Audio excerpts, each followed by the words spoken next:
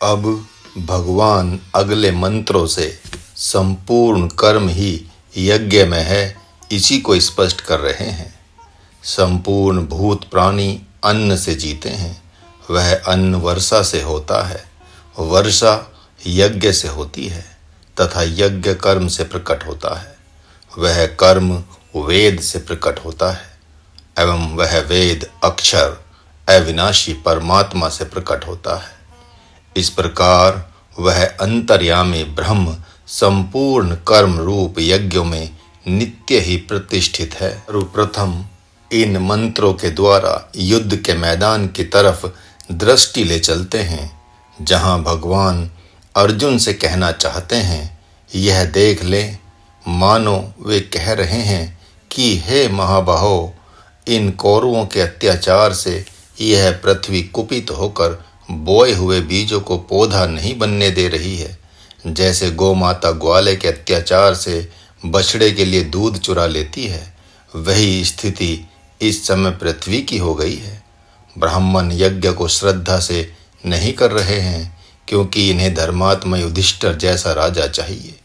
क्षत्रियों की स्थिति तो तुम देख ही रहे हो। वे ब्राह्मणों, भक्तों एवं संतों की सुरक्षा क्या करेंगे, बल्कि वे तो ब्राह्मण एवं भक्तों की संपत्ति के चोर हो गए हैं। वैश्य उनके डर से आतिथ्य नहीं कर पा रहे हैं।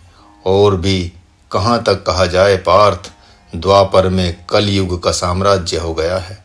दूषित अन्न खाकर पितामह जैसे ब्रह्मचारी की बुद्धि भी अपवित्र हो गई है। इनके उत्पात से कुल देवता, कुल देवियां, नगर देवता, नगर देवियां आदि देवलोक को चले गए हैं।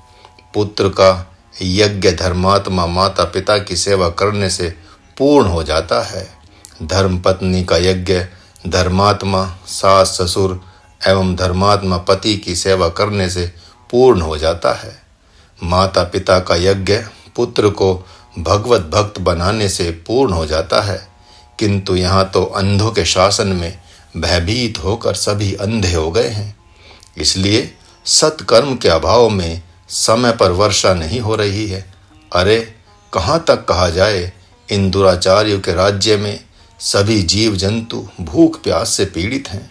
जानते हो महाबाहो, जिस दिन मेरी बात को भरी सभा में इस मूर्ख दुर्योधन ने नहीं माना था, उस दिन महात्मा विदुर के घर में मैंने विशेष कुछ खाने को नहीं देखा। यह नराधम उस महात्मा को गुप्त रूप से सता रहा था। उस महात्मा की साध्वी धर्म पत्नी के पास एक ही वस्त्र था।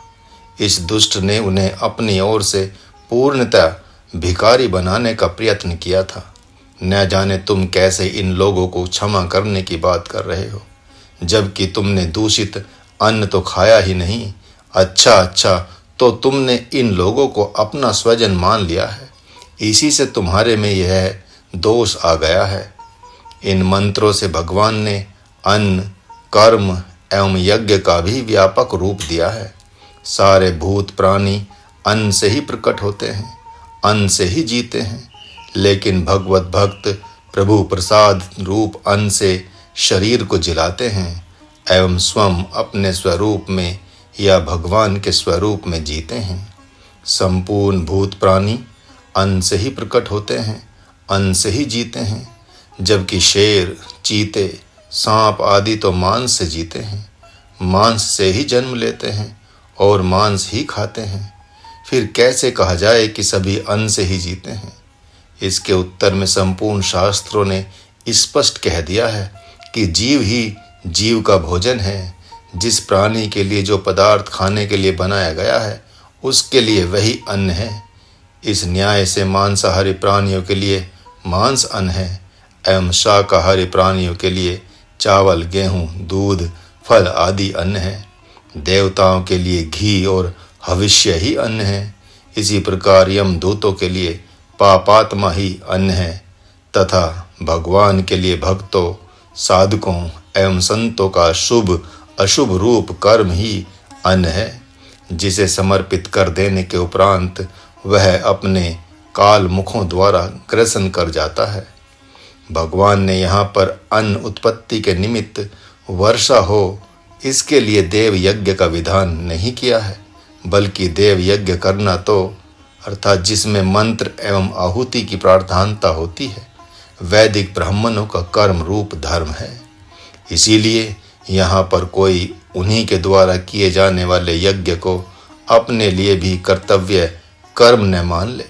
भगवान ने यहाँ स्पष्ट कहा, यज्ञ कर्म समुद्भव, अर्थात आध्यात्मिक यज्ञ तो कर्म से प्रकट होता है, और वह ब्रह्म भाव से किया जाने वाला कर्म ज्ञान में शास्त्र से प्रकट होता है, तथा वे ज्ञान में शास्त्र मुझ निर्गुण निराकार ब्रह्म की साक्षात वाणी है, जिसे ऋषि महर्षियों ने लिपिबद्ध करके रख दिया है। इस प्रकार इस न्याय से आपके प्रत्येक कर्म में, जैसे खाने पीने, सोने जागने, हाथ पांव से कर्म करने, वाणी से बोलने, मन से मनन करने, बुद्धि से चिंतन करने तथा चित्त से ध्यान करने आदि सब में ब्रह्म समाया हुआ है। ये संपूर्ण कर्म भगवत भावना एवं भगवत कामना से किए जाते हैं, तो ये यज्ञ में ही है। सन 1978 ईस्वी में महाराज ने एक ऐसी जगह लघु शंका अर्थात पेशाब की जहाँ गड्ढे में बिल था, जिसे हल्के कूड़े करकट से ढके रहने के कारण से महाराज नहीं जान पाया।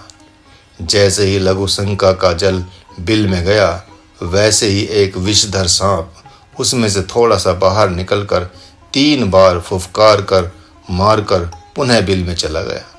महाराज को अपनी असावधानी का पता चला।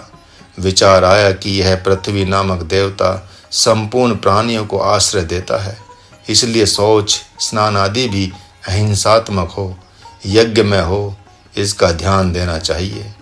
आपको विचार करना चाहिए कि आप किसके लिए सोते हैं, सुख के लिए या शरीर की थकान मिटाने के लिए। यदि सुख एवं शक्ति प्राप्ति के लिए सोते हैं तो आपका सोना यज्ञ में नहीं हुआ। भगवत भक्त तो जप करता हुआ या आत्मचिंतन करता हुआ ही रह जाता है और शरीर सो लेता है। सवेरे पुनः शक्ति से संपन्न हो माता पितादि एवं बड़े बूढ़ों की सेवा कर अपने नियत कर्म रूप यज्ञ में लग जाता है।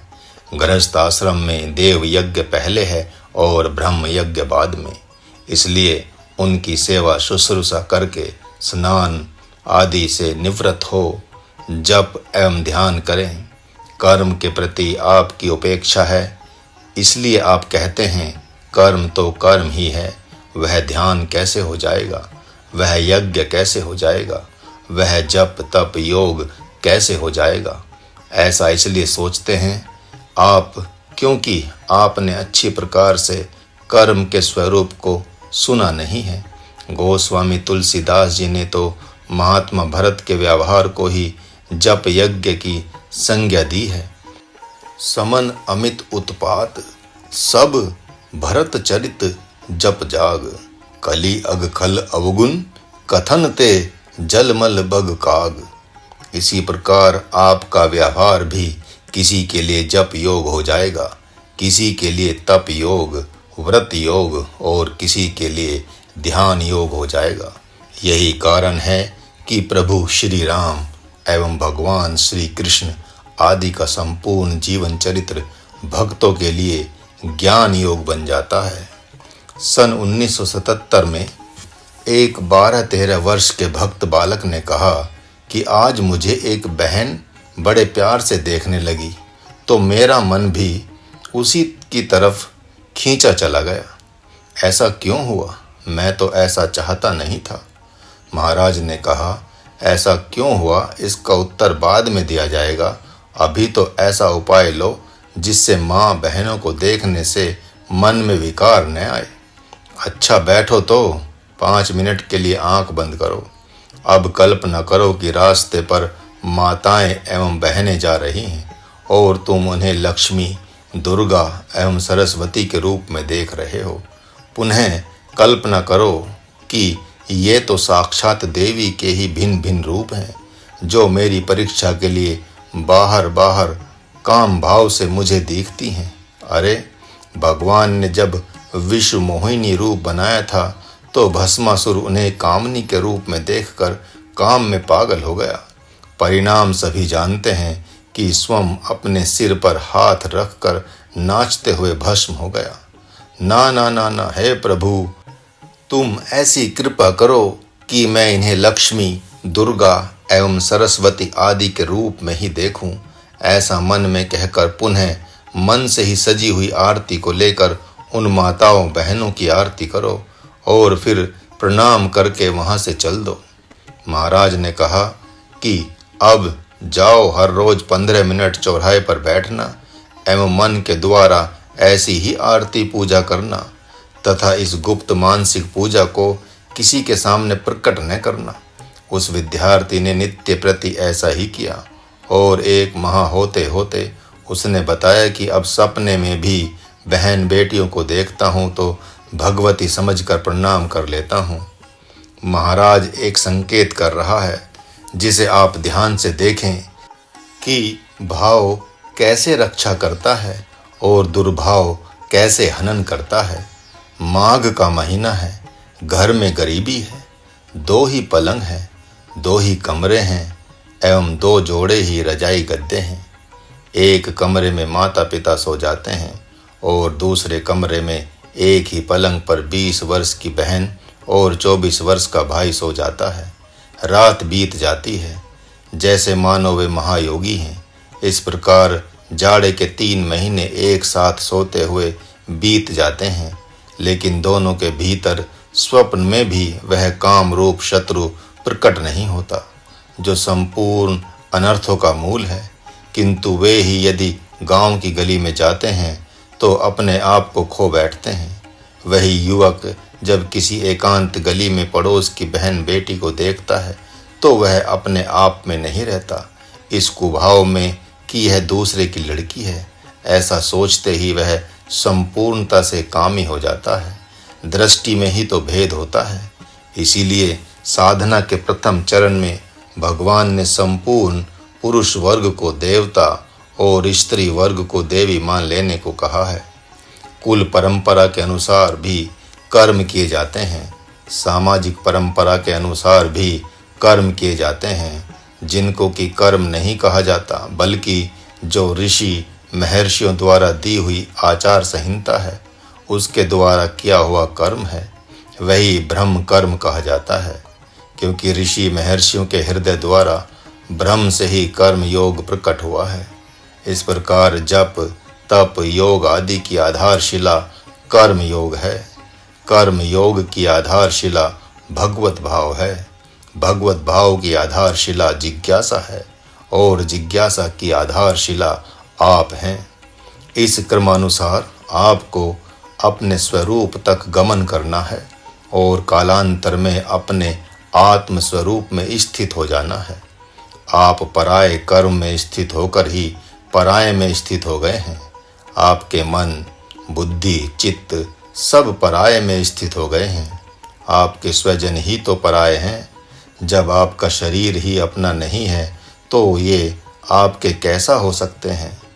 इतना जान ले कि पराये कर्म में पराये स्वरूप में स्थित होने पर क्षणिक सुख तो मिल सकता है लेकिन शांति नहीं मिल सकती। सारी विडंबना निमित्त को कारण समझ लेने से ही हो रही है। स्वजन निमित्त हैं, वे कारण नहीं हो सकते, वे सर्वस्व नहीं हो सकते।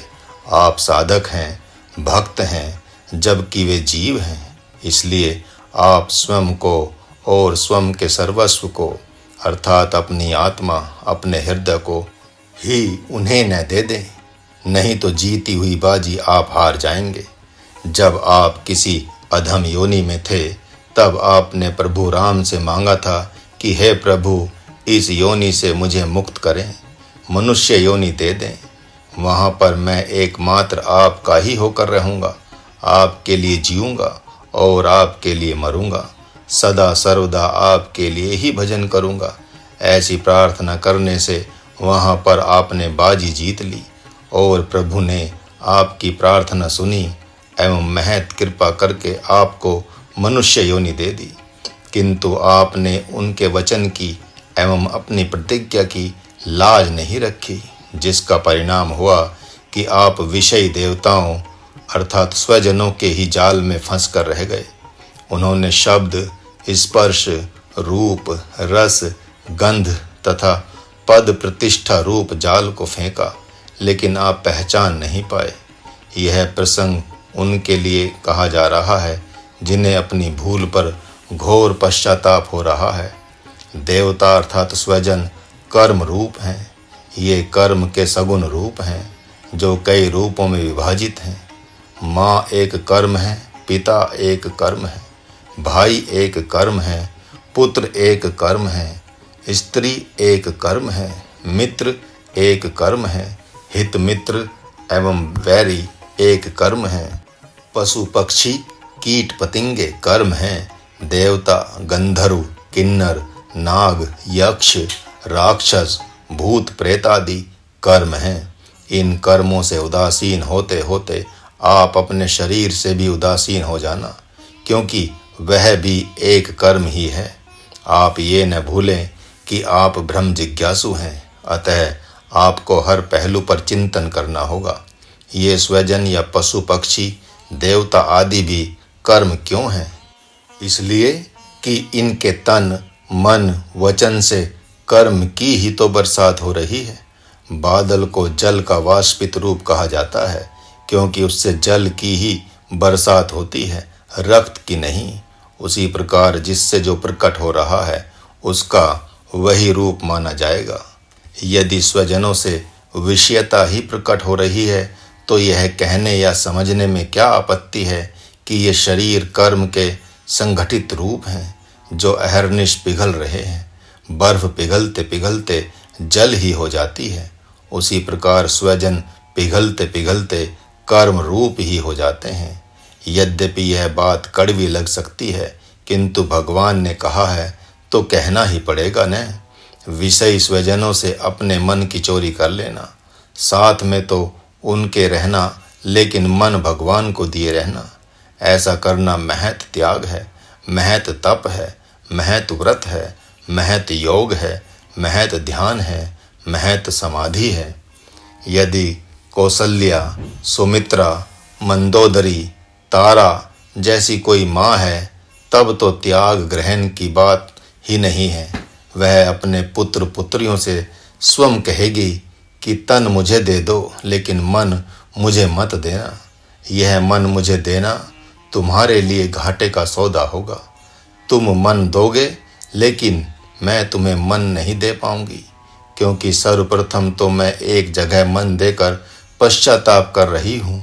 वह जगह है पति। अब वहीं से मन को निकालने में लगी हूँ।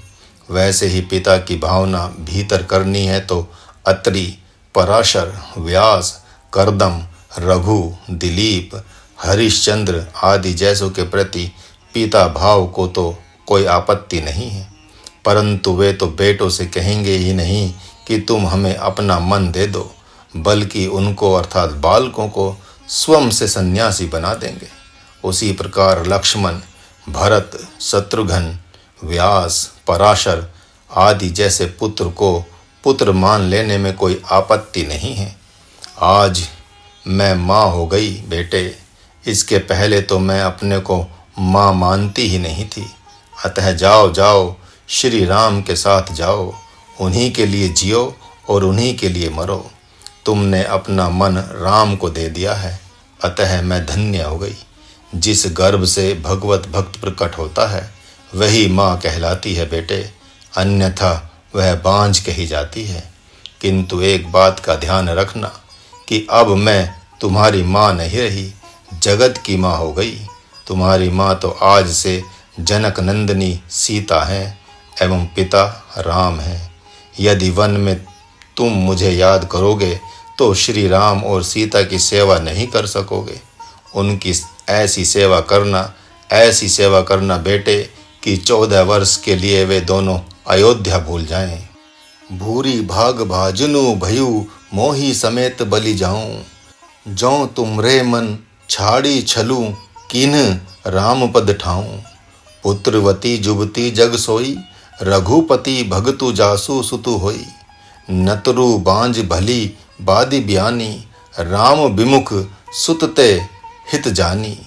ठीक इसके विपरीत अहंकारी माता पिता कहते हैं कि कुत्ता भी बैठे बैठे नहीं खाता, तू बैठकर कैसे खा रहा है। माता पिता की सेवा से बढ़कर आंख मूंद कर राम राम कहना श्रेष्ठ है क्या। अभी तो भजन के लिए समय ही समय है, भजन तो बुढ़ापे के लिए बनाया गया है।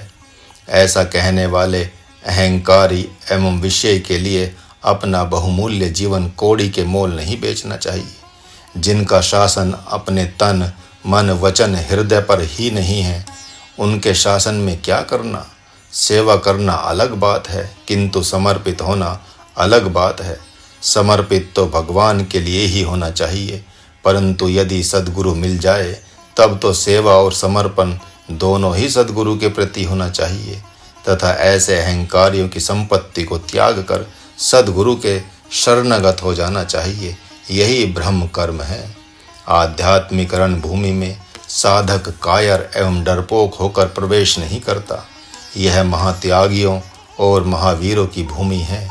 अतः वह साधक घर में रहे अथवा बाहर, पर उसके ऊपर एकमात्र सद्गुरु का ही शासन होता है। जब आत्मानंद 15 वर्ष के थे तब दिल्ली के एक 80 वर्षीय वृद्ध ने कहा था, इसी अवस्था में सन्यासी बन गए। तब आत्मानंद ने उत्तर दिया कि जब आप जैसे वृद्धगण सन्यास नहीं ले रहे हैं तो फिर क्या करें। हमें सन्यास लेकर आप लोगों का उद्धार तो करना ही पड़ेगा। आजकल घरों में वृद्धों को उनके पुत्र पोत्रादि धक्के मारते रहते हैं, तो भी वे घोर अपमानित होकर भी घर में ही आहें भरते रहते हैं। यह अपनी संस्कृति को छोड़ने तथा सनातन धर्म से दूर हटने का ही परिणाम फल है। भगवत भक्तों को यह विचार कर सजग हो जाना चाहिए कि वृद्धावस्था में कहीं हमारी भी ऐसी ही दशा न हो जाए। गृहस्थ आश्रम एक दिव्य रणभूमि है जिसमें आए दिन युद्ध का अवसर आता ही रहता है। अतः इस युद्ध भूमि में युद्ध करते हुए ही आगे बढ़ा जा सकता है। आप अपने नख दाढ़ी बाल काटते ही हैं, क्या यह व्यवहार प्रकृति के विरुद्ध नहीं है। ठीक इसी प्रकार जो अपने भक्ति पक्ष में बाधा बनता है, उससे कुशलता पूर्वक युद्ध करते हुए ही आगे बढ़ा जा सकता है। अन्नाद भवन्ति भूतानि कर्म ब्रह्मोद्भवम विद्धि। अब इस मंत्र के द्वारा युद्ध की कहानी भी देख लेते हैं। भगवान मानो कह रहे हैं कि हे पार्थ, ये पितामह द्रोणाचार्य कृपाचार्य आदि भी तुम लोगों के लिए तामस देवता ही हैं। यद्यपि तुम पांचों ने इन लोगों को खिला के ही खाया है, सुला के ही सोया है, इनके लिए प्राण देकर जिया है, किंतु ये तो ऐसे कृतघ्न निकले कि बिना युद्ध किए सुई की नोक के बराबर भी भूमि न देने का साथ दे रहे हैं। ऐसे कृतघ्नों से तो सचमुच ही संन्यास ले लेना चाहिए। तूने मुझे सद्गुरु बनाकर ठीक ही किया, क्योंकि मैं तुमको सन्यासी बना ही दूंगा। बिना सन्यासी बनाए तो तुमसे युद्ध कराऊंगा नहीं। हे पार्थ, मैं ऐसे पाप खाने वालों को क्षमा नहीं करता। अब तुम एक आध्यात्मिक योद्धा हो, इसलिए ये तुम्हारे लिए बाधक संस्कार माने जाएंगे। सन्यासी का अपना कोई नहीं रहना चाहिए। शास्त्र कहता है कि सन्यासी के जीवन पथ में यदि कोई बाधक बनकर आए तो उसका त्याग कर देना चाहिए। अब जगत में ऐसा कौन सन्यासी है जो इनके राज्य का अन्न खाएगा। तुम इनका वध कर महाराज युधिष्ठिर को राज्य देकर सन्यासी बनकर सुखपूर्वक रोटी खाते फिरना।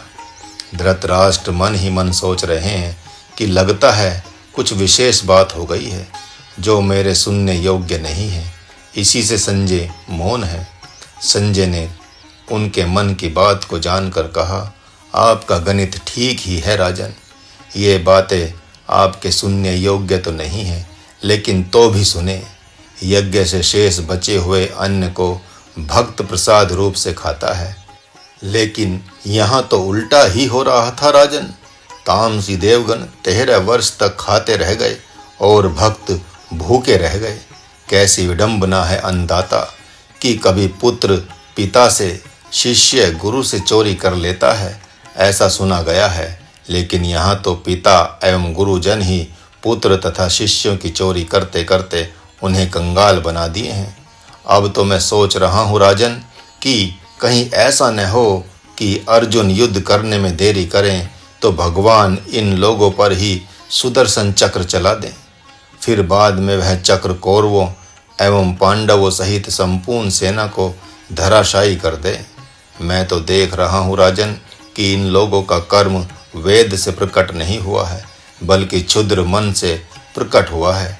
वहीं पांडवों का कर्म वेद से प्रकट हुआ है, इसलिए वे ब्रह्म कर्मा हैं। अच्छा, थोड़ी प्रतीक्षा करें राजन, भगवान की बात सुनने दे, वे कुछ कह रहे हैं।